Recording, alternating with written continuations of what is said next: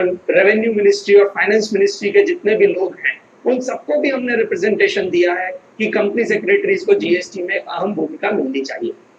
उसी के तहत हम रेगुलरली 1 जुलाई को जीएसटी डे मना रहे हैं और मुझे आप सबको आज पहली बार ये बताते हुए प्रसन्नता हो रही है कि जीएसटी डे पे इस बार हमारे साथ मुख्य अतिथि होंगे Shri Piyush Goyal ji, honourable minister of commerce and railways, और साथ में हमें ज्वाइन करेंगे श्री सुशील मोदी जी, बिहार के उप मुख्यमंत्री हैं और पहले जो जीएसटी काउंसिल थी उसके वो चेयरमैन भी रहे हुए हैं। काफी सारे इनिशिएटिव्स जीएसटी को लेके उनके पीरियड में हुए हैं। इसके अलावा भी हमने जीएसटी डे पर एक विशेष सेशन रखा है जिसमें हम इंटरेक्शन करेंगे, पैनल डिस्कशन करेंगे विद रेगुलेटर्स ऑफ जीएसटी, और इसके अलावा हम जीएसटी के बारे में कुछ और चीजों पर चर्चा करेंगे। दोस्तों, आप सबके मन में ये बात जरूर है कि institute of company secretaries regular GST के बारे में इतने काम कर रहा है पर हमें वो रिकॉग्निशन क्यों नहीं मिल रही है।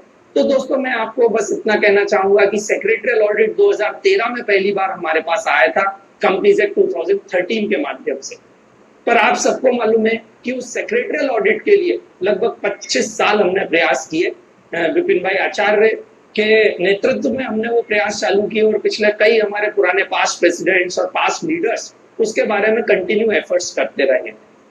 तो मैं ये नहीं कह सकता कि जीएसटी को लेकर रिकॉग्निशन मेरे टेन्योर में आएगी या अगले साल नागेंद्र भाई के टेन्योर में आएगी या उसके बाद आएगी, पर हमारा काम है रेगुलरली जीएसटी को लेकर प्रयास करना।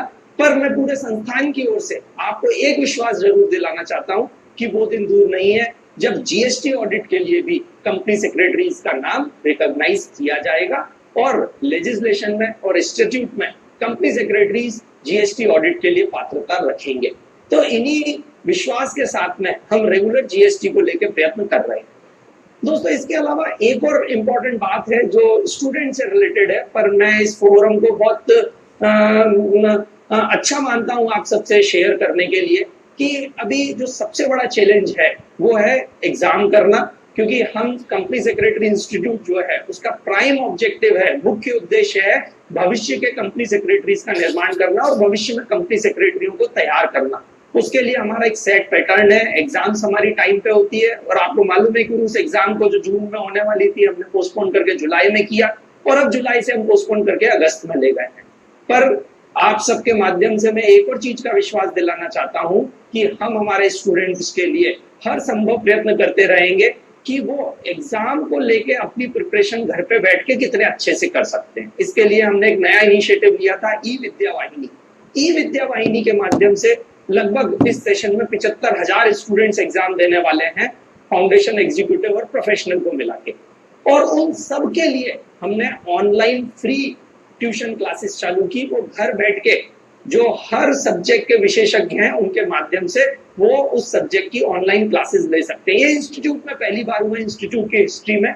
अभी तक ये जो ऑनलाइन क्लासेस थी वो अलग अलग चैप्टर्स चलाते थे, अलग अलग रीजन चलाते थे और वो अपने आप फिजिकल क्लासेस चलाते थे। अब ये ट्यूशन क्लासेस फिजिकल में पॉसिबल नहीं थी, तो इसलिए हमने ये ऑनलाइन क्लासेस का जरिया चुना।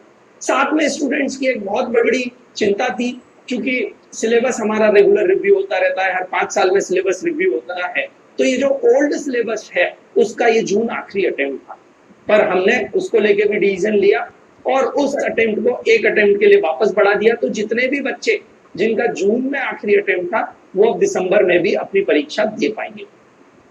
इसके अलावा हमने एक और ऑप्शन लिया उसमें ऑप्ट आउट का, क्योंकि कुछ जगह कंटेनमेंट एरिया में हो सकता है कुछ बच्चे इस कारण से एग्जाम नहीं दे पाए, तो उसके लिए हमने एक ऑप्शन दिया कि वो इस एग्जाम को ऑप्ट आउट कर सकते हैं। वो चाहे तो इस एग्जाम में अपीयर नहीं हो और सीधे दिसंबर एग्जाम में अपीयर हो जाए। ये सारे हमारे प्रयास थे इस दिशा में कि हम हमारे स्टूडेंट्स को एग्जाम देने की कोई भी अपॉर्चुनिटी है उससे हम वंचित नहीं रखें और सारी अपॉर्चुनिटीज उनको मिले ताकि वो एग्जाम दे पाए। उसके बाद भी हमें अभी सिचुएशन नहीं मालूम है, आप सब लोग अपने घरों में हैं। पश्चिम बंगाल ने या तमिलनाडु ने लॉकडाउन को एक्सटेंड कर दिया, कुछ जगह हो सकता है आने वाले समय में कुछ और कठोर निर्णय लिए जाएं या चीजों को इजी कर दिया जाए। उसके हिसाब से जो भी निर्णय है हम समय समय पर लेते रहेंगे और हमेशा हमारा जो निर्णय होगा वो स्टूडेंट्स के बेनिफिट में ही होगा।